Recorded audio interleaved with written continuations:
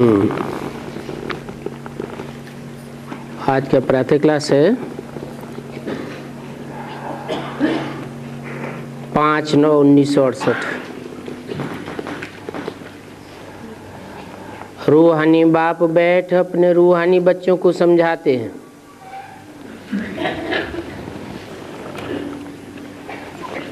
जागृत मुरलियों में ये याद क्यों दिलाते हैं कि कौन समझाते हैं और किसको समझाते हैं? इसलिए याद दिलाते हैं, अगर कोई देवभान में बैठा हो तो आत्माभिमानी बन के बैठ जाए और ये पक्का बुद्धि में बैठा ले कि सुनाने वाला कोई देहधारी नहीं है, सुनाने वाला रूहानी बाप है।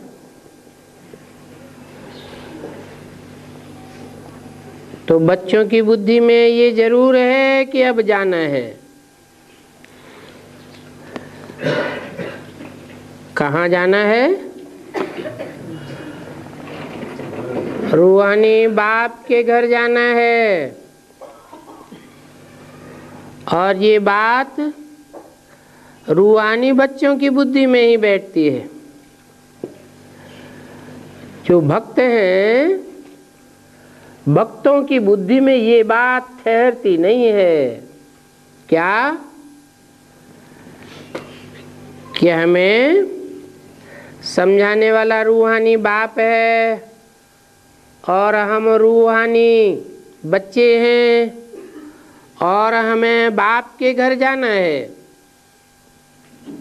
तुम तो जानते हो कि ये 84 का चक्र पूरा हुआ। जो भक्त होंगे उनको तो इस बात पर निश्चय ही नहीं होगा। किस बात पर? कि 84 का चक्र अभी पूरा हुआ।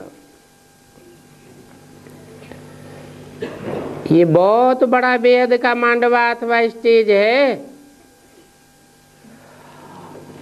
और ये अनलिमिटेड स्टेज है। वो सब होते हैं लिमिटेड स्टेजेस जिनमें खेल पाल करते हैं। ये तो बड़ी भारी स्टेज है। तो अभी इस पुराने मांडवे को छोड़ करके घर जाना है। जो अपवित्र आत्माएं हैं वो घर नहीं जा सकती। तो बच्चों को जरूर पवित्र बनना है, क्योंकि अभी इस पुराने खेल का अंत होने वाला है। ये अपरम अपार दुखों की अब पिछाड़ी है। इस समय इस दुनिया में चारों ओर ये माया का पंप है। जिस पंप को मनुष्य स्वर्ग समझ बैठे हैं। कितनी महलमाड़ियां, मोटरें आदि हैं। इसको कहा जाता है माया के पंप का कंपटीशन। तो ये नरक की स्वर्ग के साथ कंपटीशन है।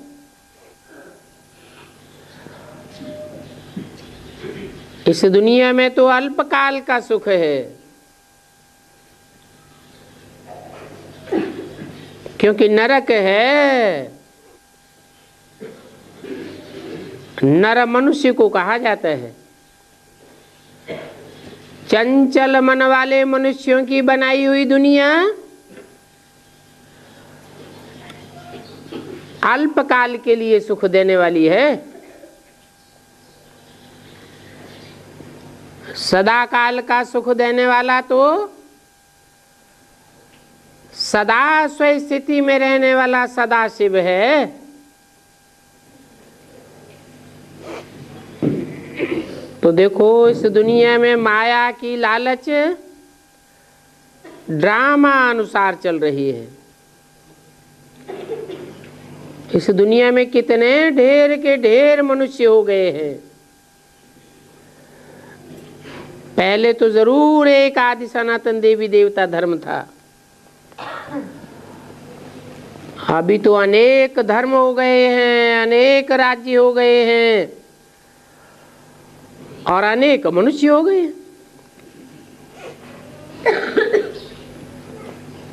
तो अभी ये मांडवा फुल भर गया है। बाप समझाते हैं कि अभी ये चक्र पूरा होता है, अभी सब तमो प्रधान है। ये सारी की सारी सृष्टि तमो प्रधान बन गई है।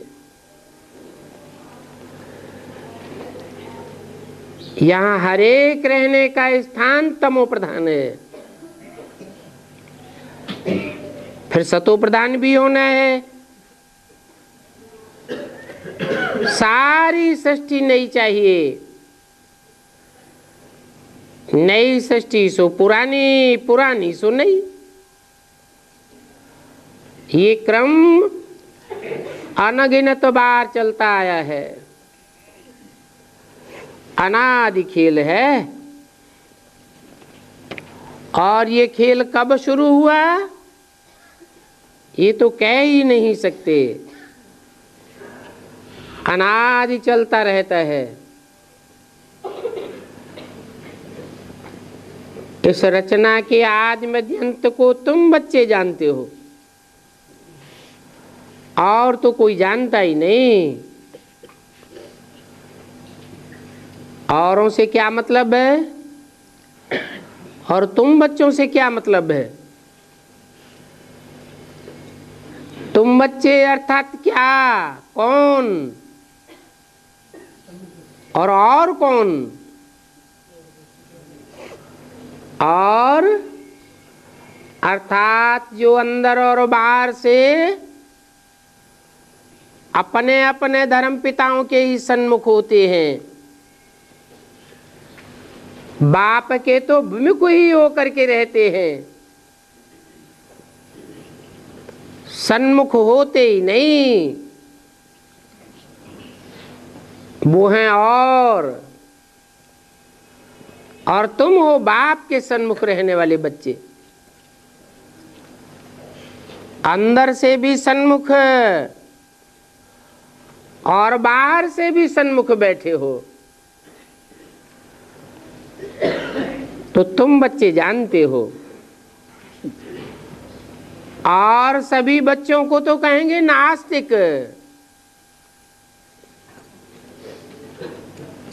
ऐसे नहीं कि उनको आस्था नहीं है,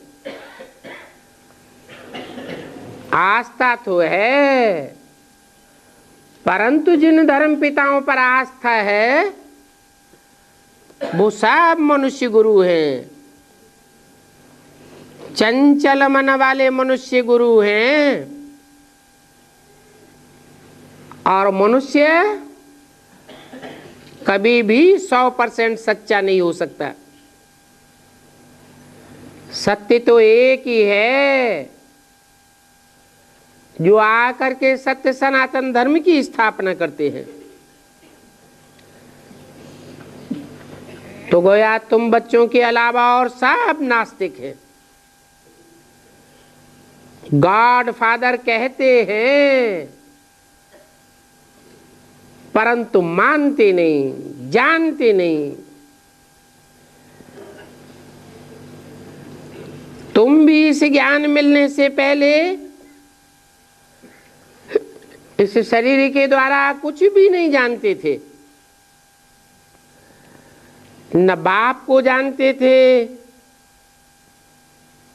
कि रचयिता बाप कौन है, न रचना कोई आदि मध्य अंत को जानते थे।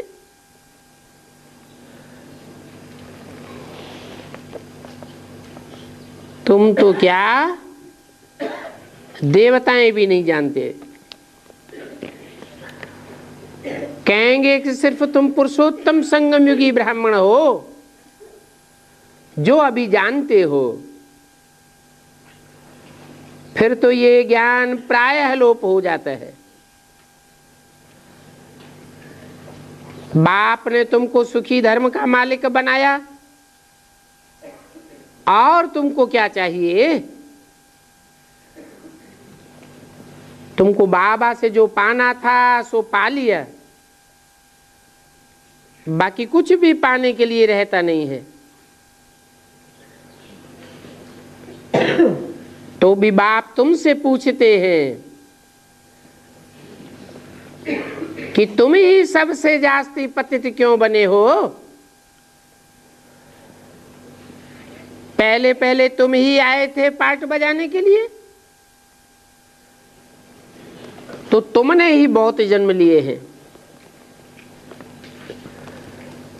और तुमको ही पहले बाप के घर में जाना है। ये आने जाने का भी चक्र है। जो पहले पहले आवेंगे तो पहले पहले माला में पिरोई जावेंगे।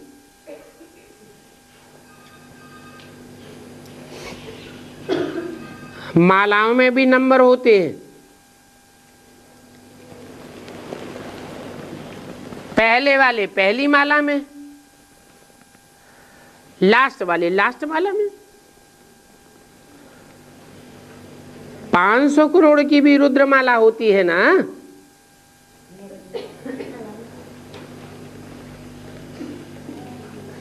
ये रुद्रमाला है।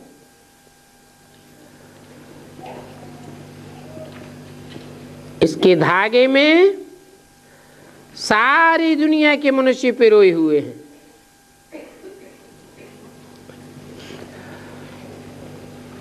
माला में 2 सूत्र हैं,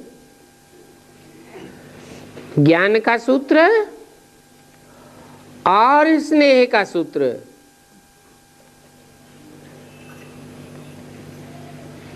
दोनों धागे मिलकर के एक धागा बनता है। धागे से निकल फिर ऐसे ही धागे में पिरोए जाएंगे। तो ये रुद्रमाला बहुत बड़ी माला है। शिव बाबा को कितने ढेर बच्चे हैं, परंतु पहले पहले षष्ठी पर तुम बच्चे आते हो। ये बेहद की माला है, जिसमें सभी मणियों मिसल पिरोए हुए हैं। 2 मालाएं खास गाई जाती हैं, रुद्रमाला और विष्णु की माला। रुद्रमाला रौद्र रूप धारण करने वालों की है, विष्णु माला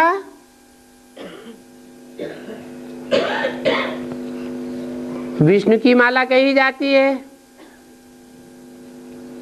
विष्णु वो है जिसमें विषय वासना का नाम निशान नहीं रहता।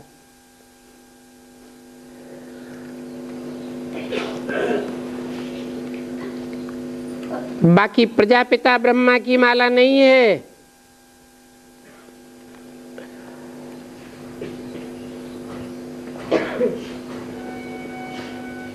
प्रजापिता तो पतित है, पतितों की माला नहीं बनती है।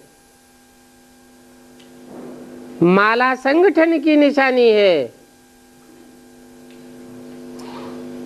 और संगठन माना यूनिटी। यूनिटी प्योरिटी से बनती है। हाँ, ये कहेंगे कि रूहानी बाप पतित से पतित तन में आते हैं।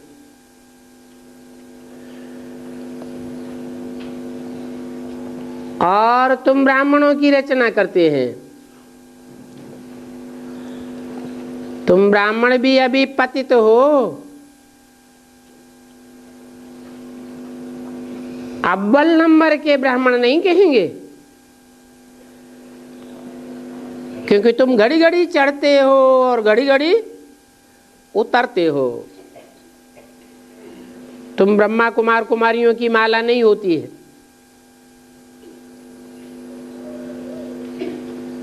हार खाते रहते हो माया से, घड़ी घड़ी माया गिराई देती है।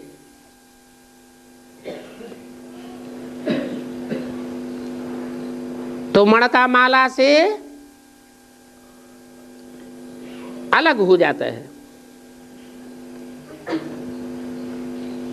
हाँ, ये कहेंगे कि जो अव्वल नंबर रुद्रमाला है सो फिर विष्णु की माला बनती है। यूं तो जब प्रजापिता ब्रह्मा का है, उनके द्वारा जब समझाते हैं तो उनका भी ये सिजरा है। जब पास हो जाते हैं तो कहेंगे ब्रह्मा की माला, क्योंकि ब्रह्मा भी तो संपूर्ण बनता है ना, ब्राह्मण भी संपूर्ण बनते हैं। ब्रह्मा 1 सेकंड में विष्णु बन जाता है, तो पास हो जाते हैं तो कहेंगे ब्रह्मा की माला, सो विष्णु की माला। इस सिजरा बना हुआ है, परंतु इस समय माला नहीं बन सकती, क्योंकि आज पवित्र बनते हैं, कल माया थप्पड़ मार देती है। थप्पड़ मार करके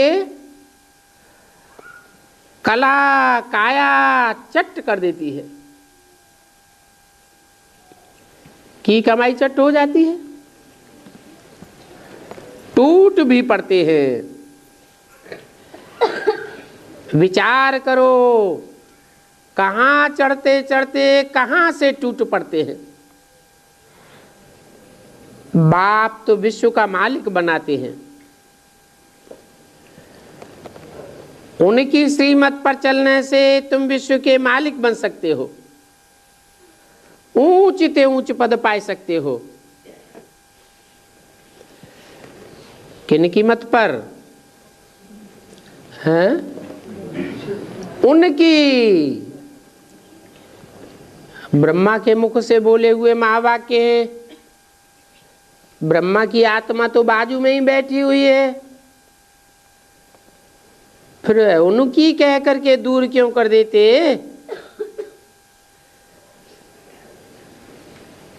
हैं? क्योंकि इशारे का ज्ञान है। इसे ब्रह्मा का तो फोटो रखने के लिए भी मना कर दिया, तो इशारा पक्का हो जाता है कि ऊंचे से ऊंच बाप का पाठ ब्रह्मा के द्वारा नहीं है, आने वाले भविष्य में ये पाठ खुलने वाला है।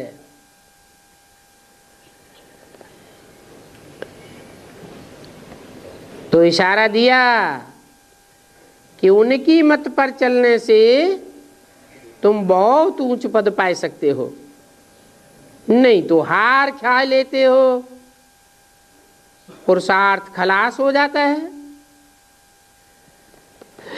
बाप कहते हैं ये काम महाशत्रु है,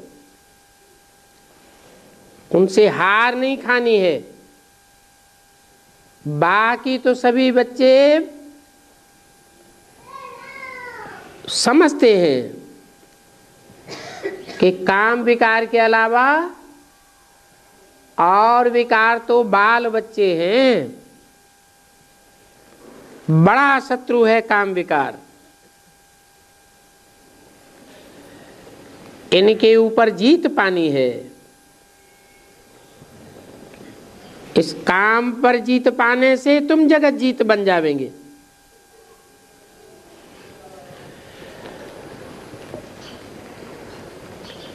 ऐसे तो ये 5 विकार आधा कल्प के दुश्मन हैं, और ये तुमको आधा कल्प से छोड़ते नहीं है।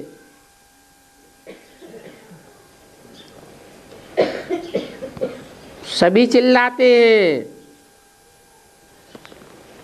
कहते हैं क्रोध करना पड़ता है, परंतु क्रोध करने की दरकार क्या पड़ी है? प्यार से भी तो काम चला सकते हो। चोर को भी अगर प्यार से समझावेंगे तो वो झट से सच सच कह देगा। बाप तो कहते हैं मैं प्यार का सागर हूं, तो तुम बच्चों को भी प्यार से ही काम लेना है। भले कोई भी पोजीशन हो। बाबा के पास तो मिलिट्री वाले भी आते हैं, उनको भी बाबा समझाते हैं तुम स्वर्ग में जाना चाहते हो तो सिर्फ शिव बाबा को याद करके गोली चलाओ, तो तुम भी स्वर्ग में जा सकते हो। क्योंकि उनको कहा जाता है कि युद्ध के मैदान में जो मरेंगे वो स्वर्ग में जावेंगे। तुम्हारी फिर है माया के साथ युद्ध।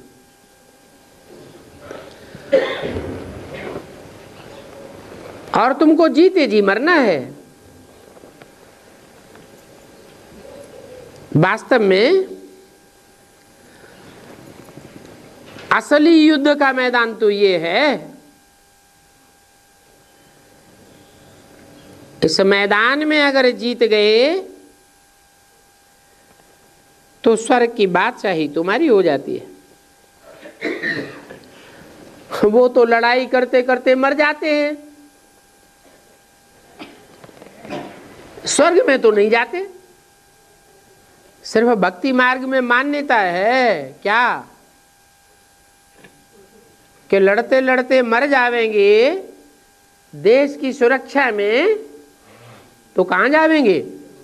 स्वर्ग में जावेंगे। अब ये सारी मान्यताएं, इनका फाउंडेशन कहां पड़ता है? अभी ब्राह्मणों की संगम की दुनिया में ये फाउंडेशन पड़ रहा है। वो तो मर जाते हैं, फिर वहां ही उसी दुनिया में जाके जन्म लेते हैं, क्योंकि अंत मते सो गते। अंत में कौन से संस्कार ले जाते हैं?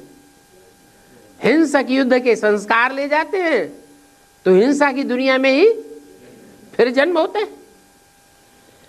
स्वर्ग में तो नहीं जा सकते। और तुम तो स्वस्थिति में रहते रहते ये माया का युद्ध करते हो, तो अंतमते तुम्हारी सो गति हो जाती है, तुम स्वर्गवासी बन जाते हो। तो बाबा उनको समझाते थे कि शिव बाबा को याद करने से तुम स्वर्ग में जा सकते हो। बाकी ऐसे नहीं है कि देश की रक्षा के लिए ये हिंसा के युद्ध करते करते तुम कोई स्वर्ग में चले जावेंगे। ये समझने की बात है ना। क्या? अंत मते सो गते। मते माने बुद्धि में जो वाइब्रेशन चल रहे होंगे वैसी ही गति प्राप्त होगी। शिव बाबा की याद से ही तो विकर्म विनाश होंगे। 5 सितंबर 1968 की वाणी का दूसरा पेज। तो देखो, मिलिट्री वाले भी बाबा के पास आते थे, हिंसक युद्ध करने वाले हैं ना, फिर भी उनको थोड़ा सा भी ज्ञान मिला ना। कौन सा ज्ञान मिला? जिस्मानी ज्ञान मिला या रूहानी ज्ञान मिला? रूह का ज्ञान मिला ना। तो तो अविनाशी ज्ञान का विनाश नहीं होता है। तुम ये प्रदर्शनी आदि करते हो तो भी कितनी ढेर की ढेर प्रजा बनती है। तुम रूहानी सेना हो ना, इसमें कमांडर, मेजर, कैप्टन आदि थोड़े होते हैं, और सिपाही बहुत होते हैं। तुम जानते हो प्रजा तो बहुत बनती है। हाँ, जो अच्छी रीति समझते हैं और अच्छी रीति समझाते हैं तो कुछ न कुछ अच्छा पद पा लेते हैं। अच्छा पद पाने वालों में भी कोई फर्स्ट ग्रेड, कोई सेकंड ग्रेड, कोई थर्ड ग्रेड होते हैं। तुम भी शिक्षा देते रहते हो।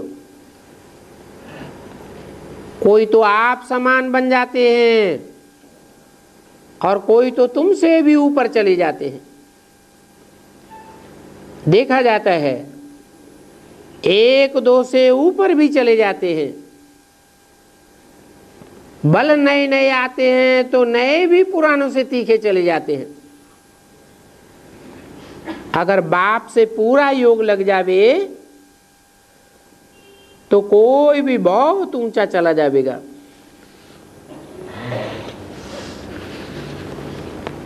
तो सारा मदार इस बात पर है, याद पर है।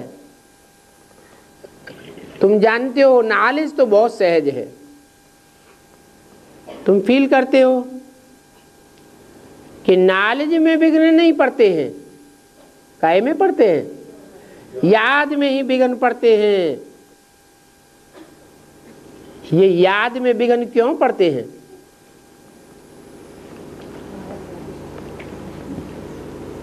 क्योंकि 63 जन्म तुम याद में ही कन्वर्ट होते रहे। अपने स्वरूप को भूल गए, अपने बाप को भूल गए, औरों से प्रीति जोड़ते रहे। तो 63 जन्मों में जिन्हों जिन्हों के साथ जब जब जैसे जैसे कनेक्शन जोड़ा है, अभी शूटिंग पीरियड में रील घूमती रहती है। वो आत्माएं कोई न कोई स्त्री, पुरुष या पदार्थ का रूप धारण करके तुमको बिगन डालती रहती है।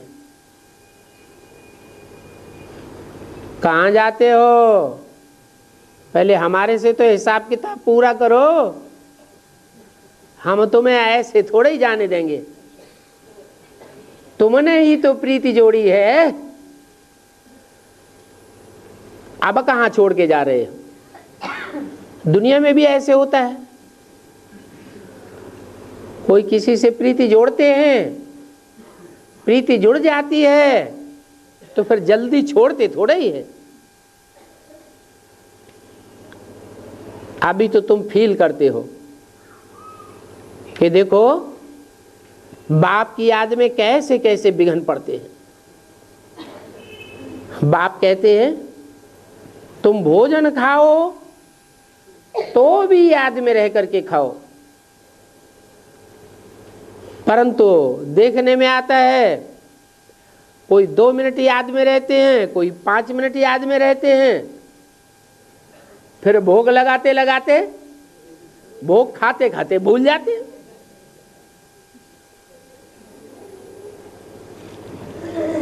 सारा समय कोई याद में रहे ये बड़ा मुश्किल है। माया कहां न कहां भुलाए जरूर देती है। तो ऐसी प्रैक्टिस करनी है कि सिवाय बाप के और कोई भी याद ना आवे, तब कर्मातीत अवस्था को पावेंगे। अगर कुछ भी अपना होगा, थोड़ा भी अपनापन आवेगा तो वो याद जरूर आवेगा। तो पक्का करना है, सब कुछ तेरा, कुछ नहीं मेरा।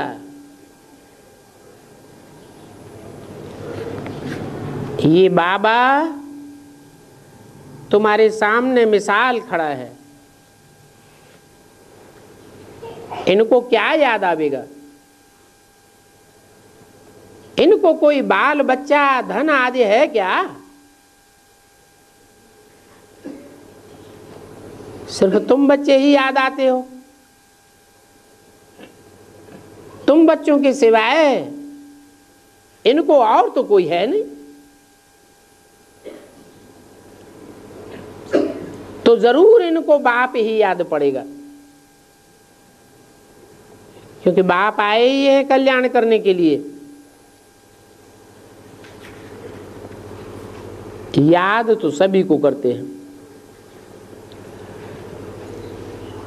परंतु बुद्धि फिर भी सुखदाई बच्चों की तरफ चली जाती है। सुखदाई फूल होते हैं ना, कांटों की तरफ बुद्धि थोड़े ही जाएगी। कांटे तो दुखदाई होते हैं, और फूल भी अनेक प्रकार के होते हैं।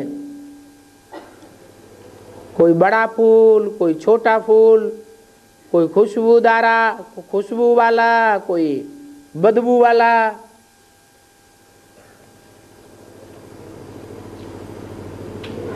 खुशबुएं भी भांति भांति की होती हैं। तो ये बाप का चैतन्य बगीचा है ना, इसलिए बाप को बागवान माली भी कहते हैं। ये तो तुम बच्चे हो जो सिर्फ जानते हो। ये सारी दुनिया जंगली जानवरों की मिसल है। कितना क्रोध में आकर के लड़ते झगड़ते मरते मारते रहते हैं।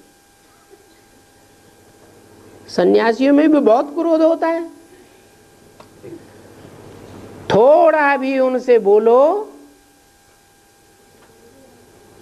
तुम कोई भी ज्ञान की बात करेंगे तो उनको बहुत क्रोध आ जाएगा। बहुत देह अभिमान है ना। बाप समझाते हैं कि कोई भी कब क्रोध करे तो तुमको बहुत अलर्ट हो जाना चाहिए। तुमको शांति में रहना चाहिए। क्रोध का भूत सामना करेंगे तो झट पकड़ लेगा। तो क्रोध भूत के सामने कब नहीं करना चाहिए। क्यों? भूत का देहवान ज्यादा पावरफुल होता है या कम पावरफुल होता है? क्यों? भूत का देहवान ज्यादा पावरफुल क्यों होता है? अरे कोई कारण होगा। अरे इस लौकिक दुनिया में कोई शरीरधारी बहुत पहलवान हो, बड़ी बड़ी मुक्केबाजी करता हो, तो वो तो बहुत पहलवान हुआ ना। तो कितना भी पावरफुल भूत हो तो ज्यादा पावरफुल होगा। है? पहलवान से भी ज्यादा पावरफुल होगा? नहीं, बुद्धू। जो चीज जितनी सूक्ष्म होती है उतनी ज्यादा पावरफुल होती है। भूत का देहवान सूक्ष्म होता है, यह देखने में आता है, बहुत सूक्ष्म होता है। भूत की देह देखने में आवेगी क्या? नहीं। इसलिए बहुत पावरफुल होता है। इसलिए बाबा कहते हैं जिसमें भूत आता हो उसके सामने कब अकेले में नहीं रहना चाहिए। क्या बंद कमरे में कहीं अकेले बैठ जाओ, क्रोध आवेगा तो गला पकड़ के दबा भी देगा। इसलिए बाप समझाते हैं कोई भी क्रोध करे तो बहुत शांत में रहना चाहिए। क्रोध का भूत है ना, भूत के आगे सदा शांति से रिस्पॉन्ड करना चाहिए। अभी तुम बच्चे तो जानते हो कि सर्वशास्त्र में ही शिरोमणि भगवत गीता है। क्या जितने भी शास्त्र हैं शासन करने के लिए क्या बनाए जाते हैं? शास्त्र। तो बाप का शास्त्र कौन सा है? अरे भूल गए? गीता। बाप स्वयं गीतापति भगवान है और गीता माता है, और बाप जो घर गृहस्थ आश्रम तैयार करता है उस घर गृहस्थ की पालना कहो, उस गृहस्थ धर्म की पालना के साथ साथ बच्चों का शासन कहो। अच्छे से अच्छा शासन कौन करती है? गीता माता। वो गीता माता जितने भी दुनिया में धर्म हैं और उनके शास्त्र हैं, या जितने भी दुनिया में धर्म पिताएं हैं और उन धर्म पिताओं की माताएं हैं घर गृहस्थ को संभालने वाली, उनके घर संभालने वाली तो है ना, उन सब के मुकाबले श्रेष्ठ से श्रेष्ठ गीता माता है। सबकी शिरोमणि है और गीता माता में बाप की मत भरी हुई है। क्या और कोई की मत नहीं हो सकती? हाँ, जब वो गीता माता जिसको बाबा कहते हैं गीता तू सच्ची गीता है,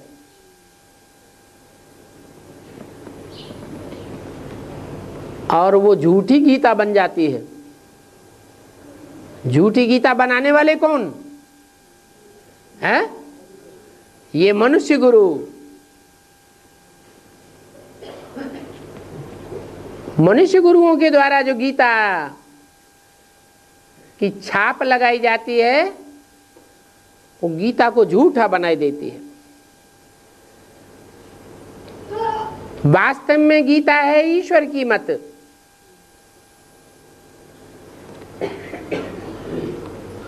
अभी शूटिंग चल रही है, बाप जो मत देते हैं वही मत गीता माता भी देती है। बाप जो बोलते हैं वही मत माता से निकलती है। तुम बच्चों के पास तो प्रैक्टिकल प्रूफ भी है। बाप की वाणी में और मां की वाणी में कहीं कोई क्रॉस पॉइंट देखा है? अच्छा, बेसिक में देखा है? बाप की वाणी है मुरली, माउंट आबू से बड़ी मां ब्रह्मा के द्वारा जो वाणी चली, भक्ति मार्ग में उसे वेदवाणी नाम दिया है। ब्रह्मा के उच्छ्वास से वेदवाणी निकली, हम उसे मुरली कहते हैं। उस मुरली में और गुलजार दादी के द्वारा जो ब्रह्मा की वाणी चलती है, बड़ी माँ की वाणी चलती है, उस वाणी में कहीं कोई क्रॉस पॉइंट आता है, कोई ऐसा वाक्य आता है अव्यक्त वाणी में जो मुरली को काट करता हो? नहीं आता। इससे क्या साबित हुआ? ये साबित हुआ कि बाप की मत पर ही जो श्रेष्ठ मत तैयार होती है वो है गीता माता। परंतु बाद में क्या हुआ?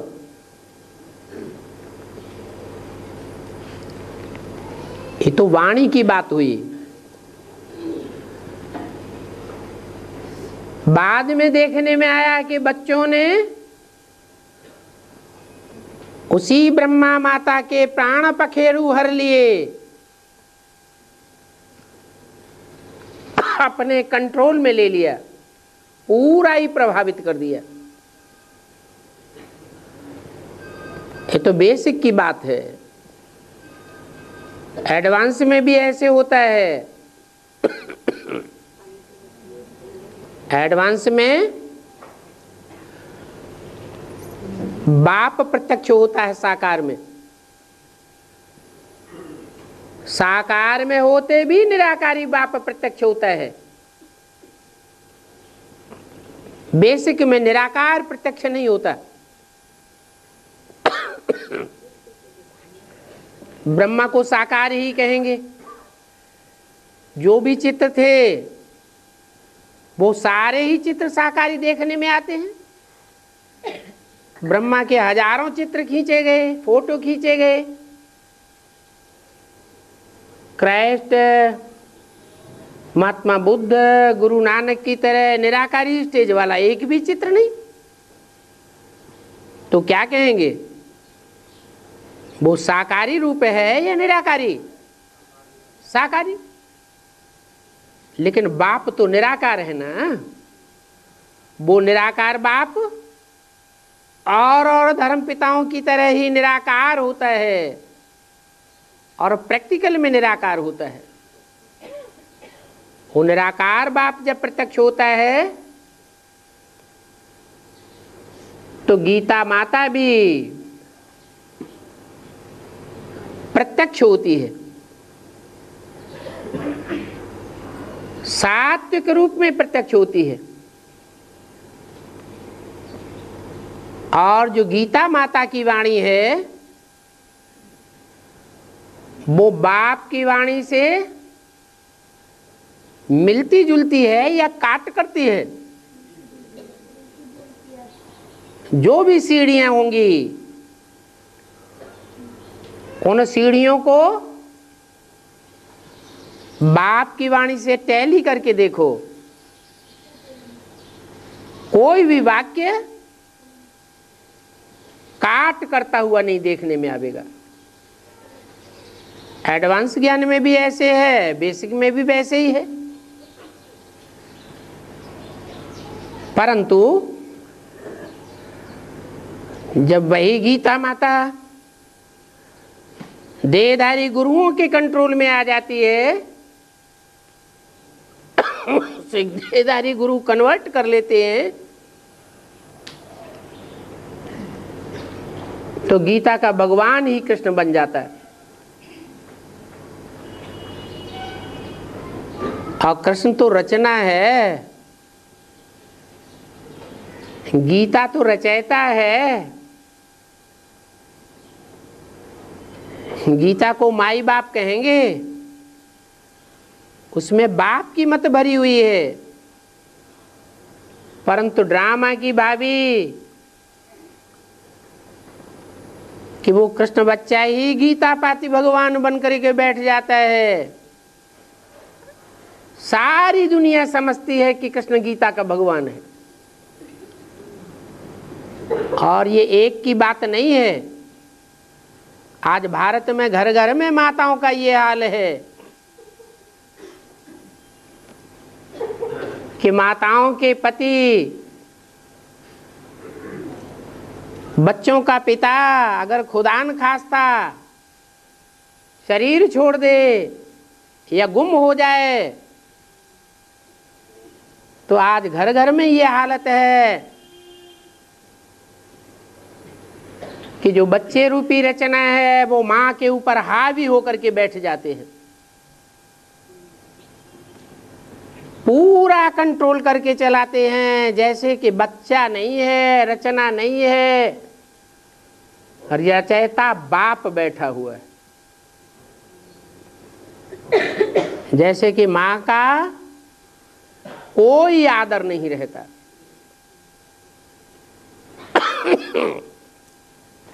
अभी बाप कहते हैं कि बच्चे मेरा नाम है ईश्वर। ईश माने शासन और वर माने श्रेष्ठ।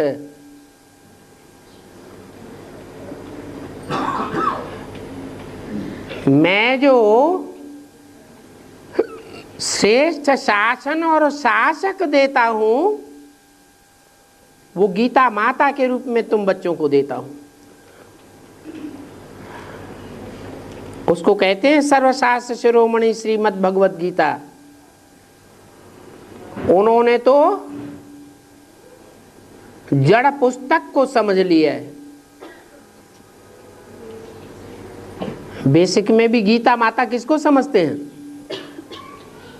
चित्र बनाते हैं। सच्ची गीता, झूठी गीता।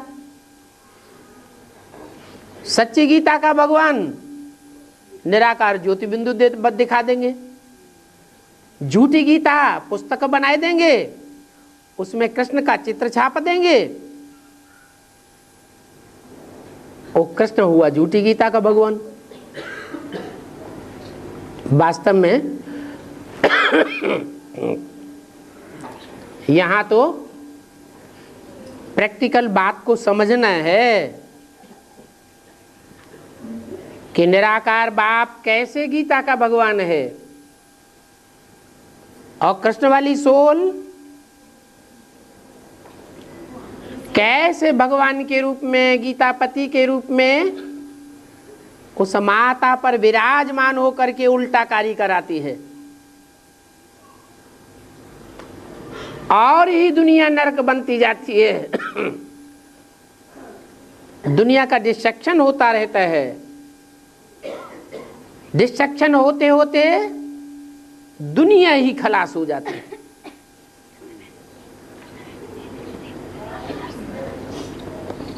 माता दोनों ही है। सच्ची गीता भी माता है, झूठी गीता भी माता है। सच्ची गीता से सदगति होती है और झूठी गीता से दुर्गति होती है। भारत में दोनों की ही पूजा होती है। सच्ची गीता की भी पूजा होती है।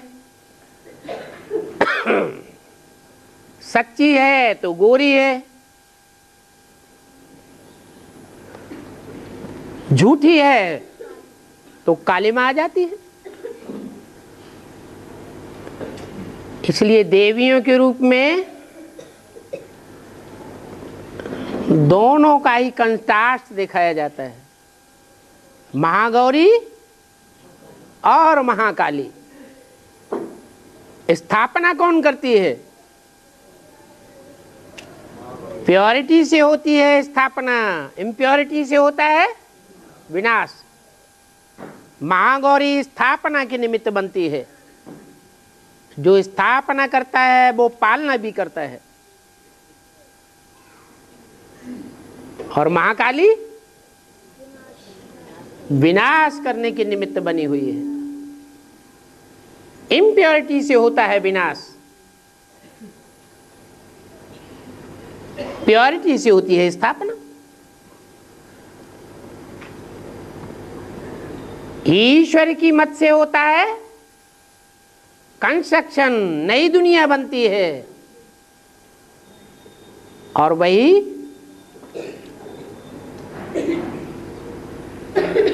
जब रचना कृष्ण बच्चा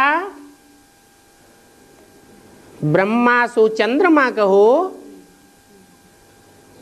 जो चंद्रमा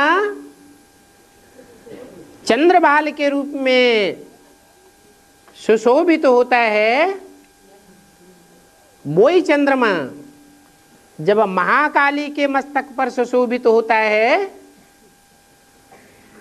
तो बुद्धि को घुमाए देता है। बुद्धि घूमती क्यों है माता की? बुद्धि इसलिए घूमती है कि चंद्रमा अधूरा है। अधूरा होते हुए भी बच्चा पावरफुल है। मन मत देगा या मनुष्य मत देगा? क्या देगा? शंकर में भी अर्धचंद्र है, अधूरा चंद्रमा है, परंतु वो प्रभावित क्यों नहीं करता शंकर को? जगत पिता को क्यों नहीं प्रभावित कर पाता? क्योंकि उसमें तीसरा नेत्र भी सदा शिव भी विराजमान है।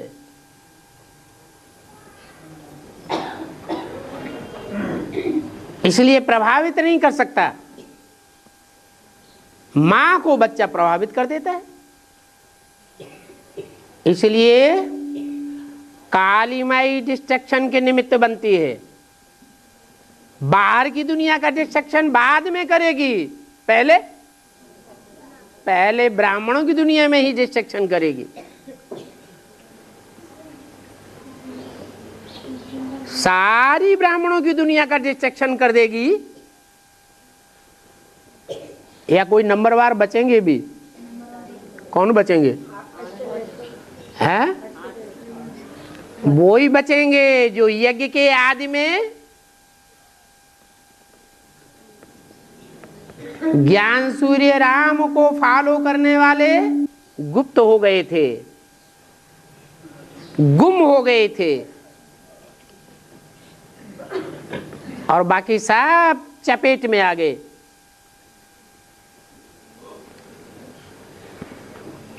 ब्रह्मा के फॉलोअर्स बन गए।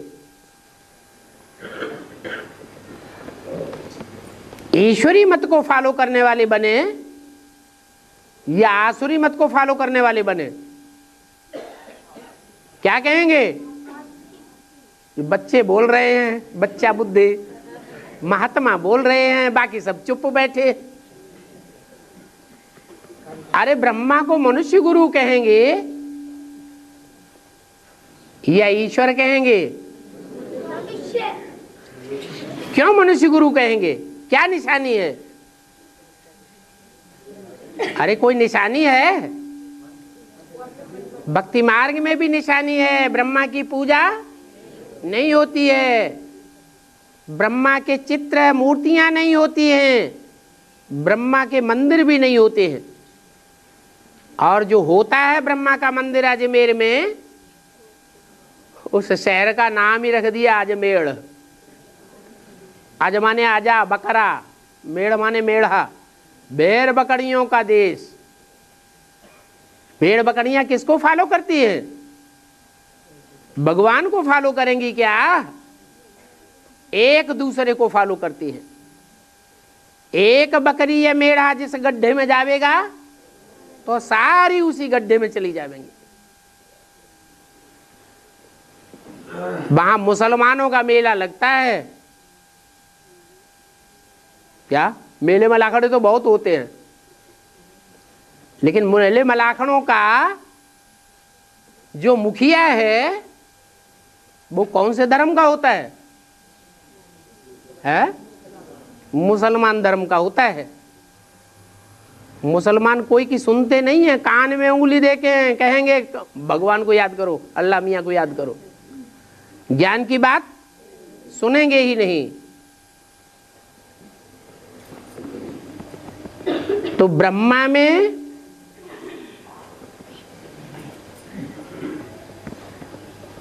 गुरुओं की खसूसियत भरी हुई है या भगवान की खसूसियत भरी हुई है? दुनिया के जितने भी देहधारी धर्म गुरु हैं, उन गुरुओं के बीच दुनिया का सबसे बड़ा देहधारी गुरु कौन? इसलिए रावण के चित्र में 10 सिरों के ऊपर गधे का चित्र दिखाया जाता है, जो देह अभिमान का सूचक है। कितना भी ज्ञान सुनाया जाए, समझ में न बैठने के कारण गधा समझेगा।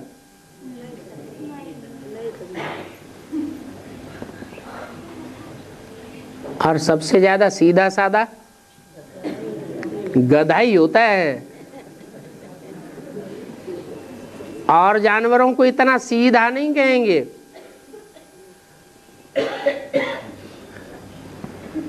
सारा दिन काम करता है, सारा दिन वजन ढोता है। 400 ब्राह्मणों की, ब्राह्मणियों की बारात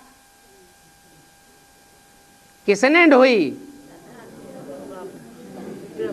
और ढो करके जो धोबी घाट है बेहद का, बेहद का धोबी कौन है? शिव बाबा। वो आज में भी धोबी घाट खोले बैठा था। उसी धोबी घाट के कारण यज्ञ के आज में भी झगड़ा हुआ, कोर्ट कचहरियां हो गई, और अभी भी वो झगड़ा चालू है। गधे को बेचारे को कपड़े धोने पड़ते हैं। ढोने पड़ते हैं या धोता है? धोता है। गधा कपड़े धोता है? गधा धोबी के कपड़े धोने के निमित्त बनता है।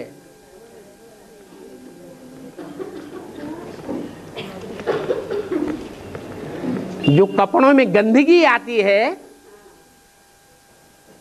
वो पश्चिम दिशा से आती है। ये शरीर रूपी कपड़े हैं, स्थूल कपड़ों की बात नहीं है। जो गंदगी आती है, व्यभिचार की गंदगी आती है, वो पश्चिमी देशों से आती है या दूसरी दिशा से आती है? पश्चिमी देशों से आती है। यज्ञ के आदि में भी जो भी कपड़े हिंदुस्तान में आए, माउंट आबू में कपड़े तो आए ना, कौन सी दिशा से आए? पश्चिम दिशा से वो कपड़े आए, पश्चिमी सभ्यता से।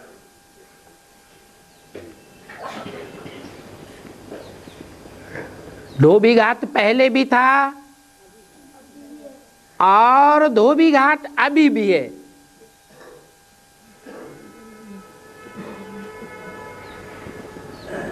लेकिन ढोने वाला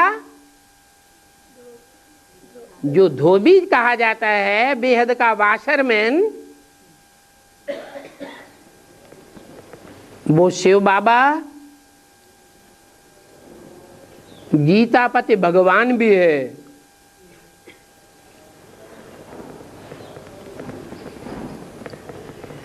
गीता माता के भी कपड़े धुलते हैं, नहीं भी धुलते हैं? है? गीता माता के भी कपड़े धुलते हैं और बच्चों के भी कपड़े धुलते हैं। बच्चे कलयुगी दुनिया में ऐसे शरारती होते हैं कि मां को बाप से अलग कर देते हैं। जो बाबा ने भी बोला है, तुम बच्चे बाप दादा को अलग अलग करेंगे और वो फिर मिलकर के एक हो जाएंगे। क्यों? क्योंकि आखिरी मां की जिम्मेवारी किसके ऊपर है? बच्चों के ऊपर है या बाप के ऊपर है? आखिरी जिम्मेवारी तो बाप की ही है, लेकिन बाप बच्चों की चलन के आधार पर बच्चों को नंबरवार देखना चाहते हैं। कौन किस माला के मणके हैं?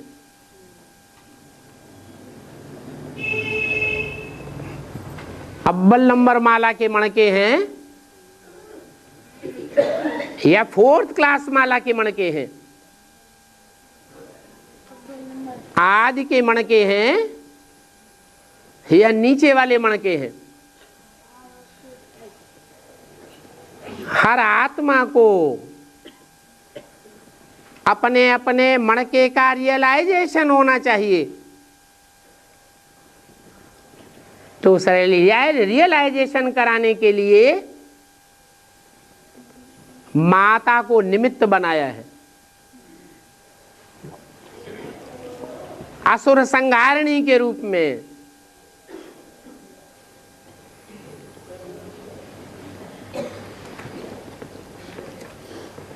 असुरों की आसुरियत को खत्म करने के लिए निमित्त माता बनी हुई है। बहुत वंडरफुल ड्रामा है।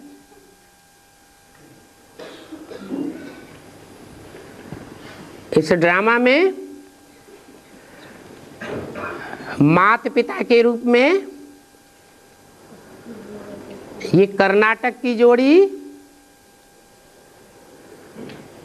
बन करके माता पिता आए हुए हैं।